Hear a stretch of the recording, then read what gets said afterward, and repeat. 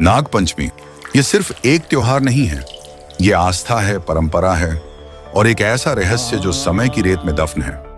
हर साल श्रावण मास की शुक्ल पक्ष की पंचमी तिथि को पूरे भारत में बड़े धूमधाम से नाग पंचमी मनाई जाती है। लेकिन क्या आपने कभी सोचा है क्यों पूजे जाते हैं सांप, क्यों चढ़ाया जाता है दूध, और आखिर इस त्योहार के पीछे छिपा हुआ गूढ़ रहस्य क्या है? नाग एक ऐसा जीव जिसे आमतौर पर भय, मृत्यु और विष का प्रतीक माना जाता है, लेकिन भारतीय संस्कृति में यही नाग शक्ति, संरक्षण और गोपन रहस्य का प्रतीक बन जाता है। नागों का संबंध न सिर्फ धरती से है, बल्कि अंतरिक्ष, पाताल और चेतना के सूक्ष्म स्तरों से भी जोड़ा जाता है। प्राचीन ग्रंथों में नागों को देवता माना गया है। नागलोक एक अलग ही लोक है, जहां अद्भुत ज्ञान, अपार शक्ति और दिव्यता का वास है। माना जाता है कि ये नाग किसी समय पृथ्वी पर मनुष्यों के बीच विचरण करते थे, कुछ रक्षक बनकर, कुछ भक्षक बनकर। आपने शेषनाग का नाम सुना होगा, वही नाग जिनके फन पर भगवान विष्णु विश्राम करते हैं। वो सिर्फ नाग नहीं, ब्रह्मांड की चेतना को स्थिर रखने वाला प्रतीक है। और फिर वासुकी, जो समुद्र मंथन की रस्सी बना, तक्षक जिसने राजा परीक्षित को दंश दिया और जिसने महाभारत काल में घटनाओं की दिशा ही बदल दी। इतिहासकार मानते हैं कि नागवंश असल में एक शक्तिशाली जनजाति थी, जिनकी पूजा उनके आध्यात्मिक प्रभाव, तांत्रिक साधनाओं और चमत्कारी शक्तियों के कारण की जाती थी। उनकी पूंछ नहीं, उनके पास था गुप्त ज्ञान, सर्प विद्या, कुंडलिनी साधना और भूगर्भ चेतना को जागृत करने की विधियां। नागपंचमी का उत्सव सिर्फ एक सांप की मूर्ति को दूध चढ़ाने से अधिक है। यह दिन एक प्रतीक है उस शक्ति का जो धरती के गर्भ में छिपी है। नाग ऊर्जा का प्रतिनिधि है, कुंडलिनी शक्ति का, जो हमारे मूलाधार चक्र में सुप्त अवस्था में सोई रहती है। कहा जाता है जो नागों की साधना जानता है वो भूचाल ला सकता है, वर्षा रोक सकता है और मृत्यु तक को चकमा दे सकता है। लोक कथाओं में नाग देवता को वर्षा का कारक भी माना गया है। नागों का आकाश, जल और भूमि तीनों पर नियंत्रण है। यही कारण है कि श्रावण मास में जब मॉनसून अपने चरम पर होता है, तब नाग पंचमी आती है। यह समय होता है पृथ्वी के भीतर की ऊर्जा को सम्मान देने का। गांवों में आज भी नाग देवता की पूजा मिट्टी की आकृति बनाकर की जाती है। घरों की दीवारों पर नाग की आकृति बनाई जाती है।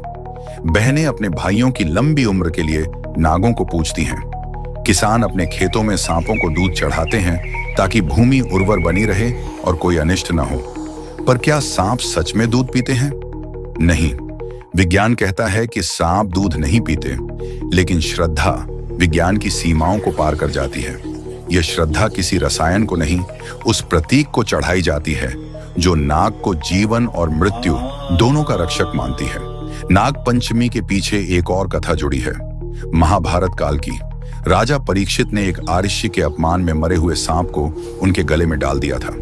क्रोधित होकर आर्षि के पुत्र ने शाप दिया कि तक्षक नाग राजा को डसेगा। उस शाप से बचने के लिए राजा ने एक महल बनवाया, लेकिन नियति से कौन बचा? तक्षक नाग वहां पहुंचा और राजा को दंश देकर मार डाला।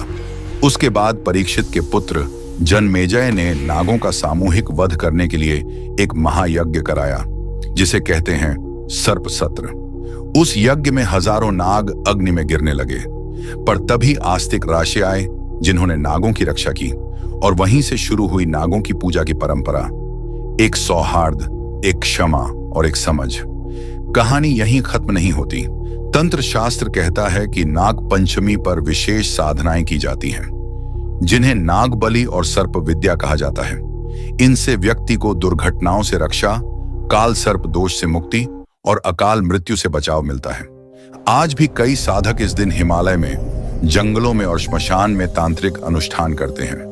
कुछ नागों से संवाद की साधना करते हैं, क्योंकि वे मानते हैं कि नाग एक जीव नहीं, एक चेतना है। नागों को शिव से भी गहरा संबंध है। शिव के गले में वासुकी लिपटे हैं। शिव स्वयं नागों के स्वामी हैं। क्यों? क्योंकि नाग हैं मृत्यु पर विजय के प्रतीक। जैसे शिव ने मृत्यु को जीत लिया, वैसे ही नाग भी काल के पार हैं। नाग पंचमी हमें याद दिलाती है कि जो हमसे भयभीत करता है, उसे भी सम्मान दिया जाना चाहिए। सांप को मारना आसान है, लेकिन समझना मुश्किल। नाग पंचमी का संदेश यही है डरो मत, समझो, पूजा करो, लेकिन अंधविश्वास से नहीं, श्रद्धा से।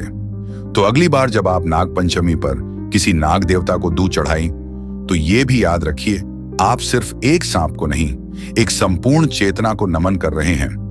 उस ऊर्जा को जो धरती के नीचे सुप्त है, जो ब्रह्मांड के रहस्य को समेटे हुए है और जो हमारी चेतना के द्वार खोल सकती है। नागों को प्रणाम, श्रद्धा को नमन और उस अनंत रहस्य को सलाम, जिसे हम नाग पंचमी कहते हैं।